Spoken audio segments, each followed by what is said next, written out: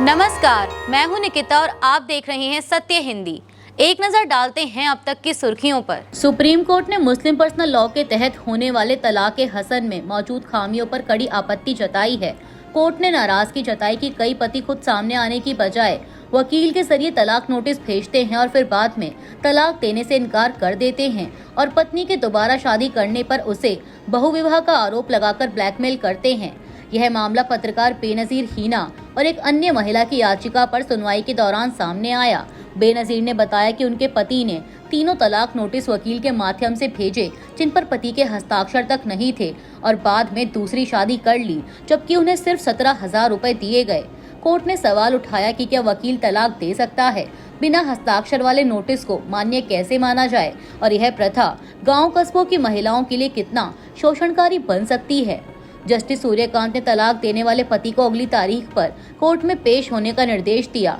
दूसरी याचिकाकर्ता महिला ने भी बिना दस्तावेज वाले मौखिक तलाक का मामला उठाया। कोर्ट ने कहा कि अगर इस प्रथा में गंभीर खामियां हैं तो इसे रेगुलेट करना होगा या फिर यह भी तलाक की बिदअत की तरह खत्म किया जा सकता है। अगली सुनवाई 26 नवंबर को होगी और यह मामला मुस्लिम महिलाओं के अधिकारों और पर्सनल लॉ में सुधार की बहस को फिर तेज कर रहा है। देश के जाने माने 272 लोगों की ओर से कांग्रेस नेता राहुल गांधी की आलोचना वाले खुले पत्र पर कांग्रेस ने तीखी प्रतिक्रिया दी है। कांग्रेस नेता केसी वेणुगोपाल ने इसे पूरी तरह से प्रायोजित पत्र बताया और कहा कि हर कोई इसे समझ सकता है। आप हस्ताक्षरकर्ताओं को देख सकते हैं। एक कैबिनेट मंत्री की पत्नी भी हस्ताक्षरकर्ताओं में से एक है। वहीं कांग्रेस सांसद दीपेंद्र सिंह हुड्डा ने कहा कि लोकसभा में नेता प्रतिपक्ष ने देश के सामने तथ्य और सबूत पेश किए कि कैसे चुनाव आयोग बीजेपी के साथ मिलीभगत कर रहा है और मतदाता सूची में व्यापक तौर पर तिकड़म कर रहा है।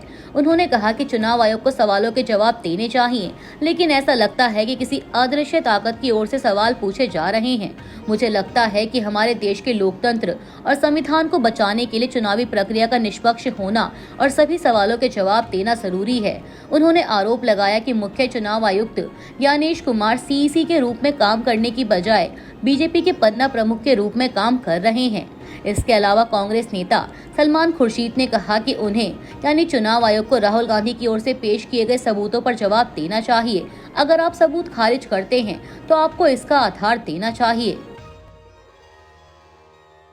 272 सेवानिवृत्त न्यायाधीशों, पूर्व नौकरशाहों और सशस्त्र बलों के पूर्व अधिकारियों के एक समूह ने कांग्रेस नेता राहुल गांधी पर वोट चोरी और चुनाव आयोग के खिलाफ दिए गए बयानों को लेकर कड़ी आपत्ति जताई है। राष्ट्रीय संवैधानिक प्राधिकारियों पर हमला शीर्षक वाले इस पत्र में कहा गया कि राहुल गांधी लगातार चुनाव आयोग पर अभद्र भाषा में आरोप लगा रहे हैं और एसआईआर प्रक्रिया में शामिल अधिकारियों को धमका रहे हैं।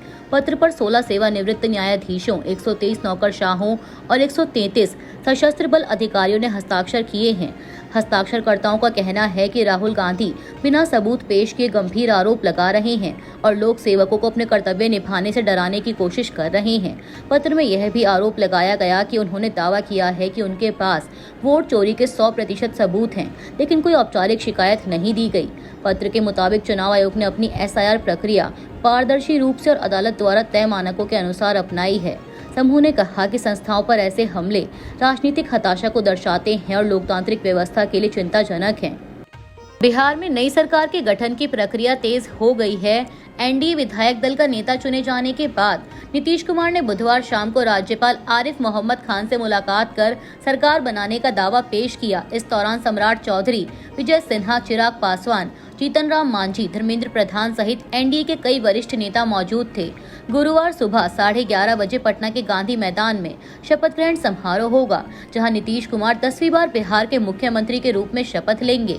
समारोह में प्रधानमंत्री नरेंद्र मोदी, कई केंद्रीय मंत्री और बीजेपी शासित राज्यों के मुख्यमंत्री भी शामिल होंगे। बीजेपी नेता प्रेम कुमार ने इसे ऐतिहासिक दिन बताते हुए कहा कि लाखों लोगों के पहुंचने की उम्मीद है और यह कार्यक्रम प्रधानमंत्री के विकसित और आत्मनिर्भर बिहार के विजन को आगे बढ़ाने वाला साबित होगा। वांटेड गैंगस्टर अनमोल बिश्नोई को अमेरिका से प्रत्यर्पित किए जाने के कुछ ही घंटों बाद दिल्ली की पटियाला हाउस कोर्ट ने उसे 11 दिन की एनआईए हिरासत में भेज दिया। अनमोल गैंगस्टर लॉरेंस बिश्नोई का छोटा भाई है और महाराष्ट्र के पूर्व मंत्री बाबा सिद्दीकी की हत्या का मुख्य आरोपी माना जाता है। राजस्थान में उसके खिलाफ 22 मामले भी दर्ज हैं। भारी सुरक्षा के बीच उसे शाम करीब 5 बजे अदालत में पेश किया गया। एनआईए ने 15 दिन की हिरासत मांगी थी, लेकिन कोर्ट ने 11 दिन की मंजूरी दी। एनआईए के अनुसार अनमोल 2020 से 2023 के बीच भारत में कई आतंकी घटनाओं में शामिल था और अमेरिका से गोल्डी बराड़ व लॉरेंस बिश्नोई को सक्रिय रूप से मदद करता था।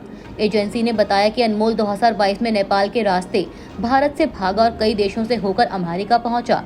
एनआईए ने कहा कि वह अमेरिका से पूरे गिरोह का आतंकी नेटवर्क चला रहा था। यह गिरफ्तारी बिश्नोई गिरोह से जुड़ी 19वीं गिरफ्तारी है। पाकिस्तान के नेता चौधरी अनवारुल हक ने एक वीडियो में स्वीकार किया है कि पाकिस्तान से जुड़े आतंकी समूह भारत में कई हमलों के लिए जिम्मेदार हैं। सत्य हिंदी इस वीडियो की पुष्टि नहीं करता। इंडिया टुडे की एक रिपोर्ट के मुताबिक उन्होंने कहा कि आतंकियों ने लाल किले से लेकर कश्मीर के जंगलों तक हमले किए हैं। उनका लाल किला वाला बयान 10 नवंबर को दिल्ली में हुए कार विस्फोट की ओर इशारा था, जिसमें 13 लोगों की मौत हुई थी। इस हमले का मास्टरमाइंड डॉक्टर उमर उन नबी जैश ए मोहम्मद के सफेद पोश मॉड्यूल से जुड़ा है, जिसे फरीदाबाद में पकड़ा गया था। हक का कश्मीर के जंगल वाला बयान अप्रैल में पहलगाम की बैसरन घाटी में हुए आतंकी हमले से जुड़ा है, जिसमें 26 लोग मारे गए थे। जांच में पता चला कि फरीदाबाद मॉड्यूल 6 दिसंबर को एक बड़े आत्मघाती हमले की योजना बना रहा था, जिसे ऑपरेशन D6 नाम दिया गया था। इस मॉड्यूल में कई डॉक्टर भी शामिल थे जो अल-फलाह यूनिवर्सिटी से जुड़े थे और विस्फोटक सामग्री जुटाने में मदद कर रहे थे। एजेंसियों ने डॉक्टर शाहीन और डॉक्टर उमर को इस पूरी साजिश का मुख्य चेहरा बताया है।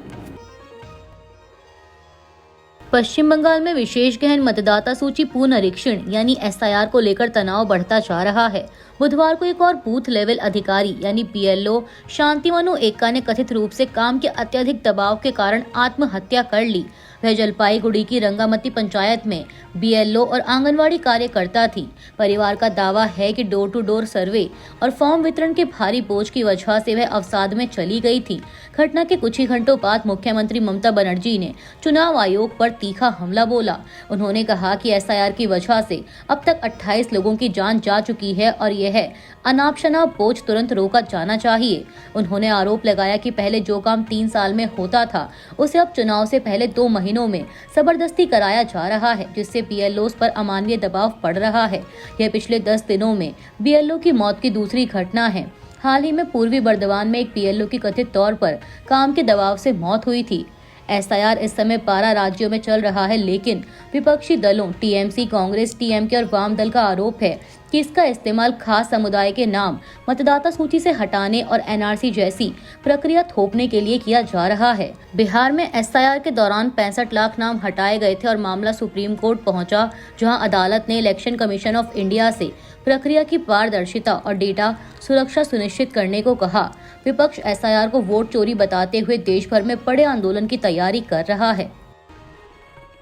सुप्रीम कोर्ट ने केरल सरकार और इंडियन यूनियन मुस्लिम लीग यानी IUML की उन याचिकाओं पर 21 नवंबर को सुनवाई करने पर सहमति दे दी है, जिनमें राज्य में मतदाता सूची के विशेष गहन पुनरीक्षण यानी SIR को रोकने की मांग की गई है। इससे पहले DMK, TMC और ADR भी अलग अलग राज्यों और पूरे देश में SIR के खिलाफ कोर्ट जा चुके हैं। केरल सरकार का कहना है कि SIR की प्रक्रिया 4 नवंबर से 4 दिसंबर तक चल रही है, जबकि स्थानीय निकाय चुनाव 9 और 11 दिसंबर को हैं। दोनों काम एक साथ होने से 1.76 लाख कर्मचारी, 68,000 सुरक्षा कर्मी और SIR के लिए 25,668 अतिरिक्त कर्मचारियों पर भारी दबाव पड़ेगा, जो लगभग असंभव है और प्रशासन ठप हो सकता है। इसी बीच चुनाव आयोग ने असम में SIR लागू न करके सिर्फ स्पेशल रिवीजन यानी SIR का आदेश दिया है, क्योंकि वहां NRC के चलते कानूनी स्थिति अलग है। SR में PLOs घर घर जाकर पहले से भरे हुए रजिस्टरों के आधार पर सत्यापन करेंगे, जबकि SIR में मतदाताओं को नए सिरे से फॉर्म भरकर दस्तावेज जमा करने होते हैं। प्रधानमंत्री नरेंद्र मोदी बुधवार को तमिलनाडु में कोयम्बटूर पहुंचे, जहां उन्होंने किसानों की एक सभा को संबोधित किया। उन्होंने PM किसान सम्मान निधि की 21वीं किस्त जारी की। इसके तहत 9 करोड़ लाभार्थियों के बैंक खातों में लगभग 18,000 करोड़ रुपए का अमाउंट ट्रांसफर किया गया। BBC तमिल की एक रिपोर्ट के अनुसार किसान महासंघ की ओर से कोयम्बटूर में काले झंडे लेकर विरोध प्रदर्शन किया गया। किसान संगठनों ने आरोप लगाया कि PM ने जेनेटिकली मॉडिफाइड संशोधित बीज विकसित करने के लिए 500 करोड़ रुपए आवंटित किया है। उन्हें जैविक किसानों के सम्मेलन में भाग लेने का कोई नैतिक अधिकार नहीं है और उन्होंने उपज का 2 गुना मूल्य देने का अपना वादा भी पूरा नहीं किया। हालांकि प्रदर्शन में शामिल लोगों को पुलिस ने हिरासत में ले लिया। वहीं पीएम मोदी ने किसान सम्मेलन में जैविक खेती को बढ़ाने का आह्वान किया।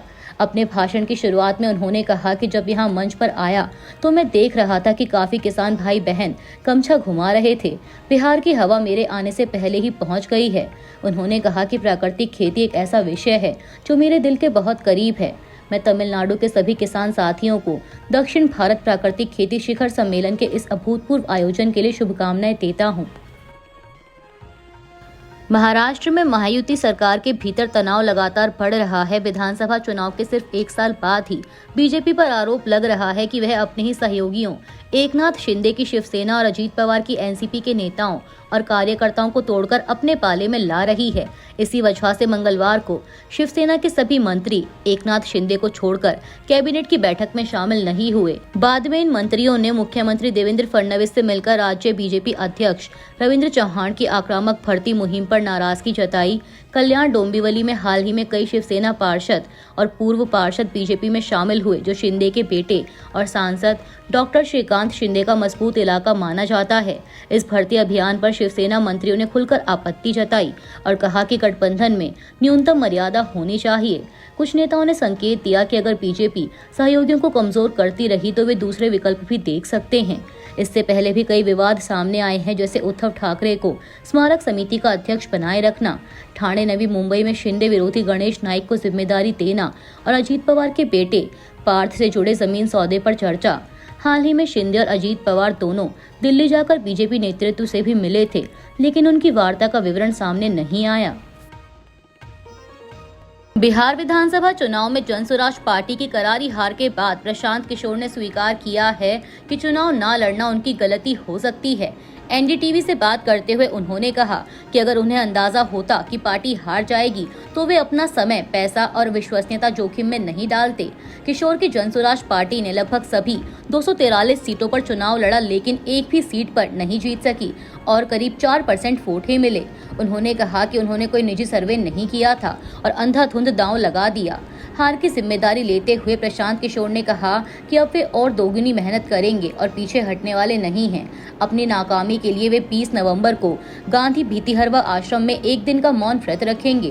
प्रशांत किशोर ने कहा कि उनकी पार्टी ने न जाति धर्म की राजनीति की, न वोट खरीदने जैसे गलत तरीके अपनाए। उन्होंने कहा कि वे बिहार को बेहतर बनाने के अपने संकल्प से पीछे नहीं हटेंगे। बांग्लादेश की अंतरिम सरकार, जिसका नेतृत्व नोबेल पुरस्कार विजेता मोहम्मद यूनुस कर रहे हैं, अपदस्थ प्रधानमंत्री शेख हसीना और पूर्व गृह मंत्री अस्तुज्जमान खान कमाल को भारत से वापस लाने के लिए अंतर्राष्ट्रीय स्तर पर कोशिशें तेज कर रही है। ढाका के अंतर्राष्ट्रीय अपराध न्यायाधिकरण यानी आईसीटी ने दोनों नेताओं को मानवता के खिलाफ अपराधों के आरोप में उनकी अनुपस्थिति में मौत की सजा सुनाई है। जुलाई-अगस्त 2024 के आंदोलन के बाद सत्ता से हटने के बाद दोनों भारत में शरण लिए हुए हैं। सरकार के सलाहकार आसिफ नसरुल ने पुष्टि की कि ढाका जल्द ही नई दिल्ली को औपचारिक पत्र लिखकर दोनों के प्रत्यर्पण की मांग करेगा। वहीं अभियोजक गाजी एमएच तमीम के अनुसार दोनों फरार अपराधियों के खिलाफ इंटरपोल रेड नोटिस जारी करने की भी तैयारी चल रही है। भारत और बांग्लादेश के बीच 2013 की प्रत्यर्पण संधि ऐसे मामलों को सौंपने की अनुमति देती है, लेकिन संधि में यह भी प्रावधान है कि राजनीतिक प्रकृति के मामलों में प्रत्यर्पण से इनकार किया जा सकता है। इसी वजह से विशेषज्ञ मानते हैं कि शेख हसीना का मामला भारत के लिए कानूनी और राजनीतिक रूप से बेहद संवेदनशील हो सकता है। अभी के लिए इतना ही। बाकी की देश दुनिया की बड़ी खबरों के लिए जुड़े रहिए सत्य हिंदी के साथ।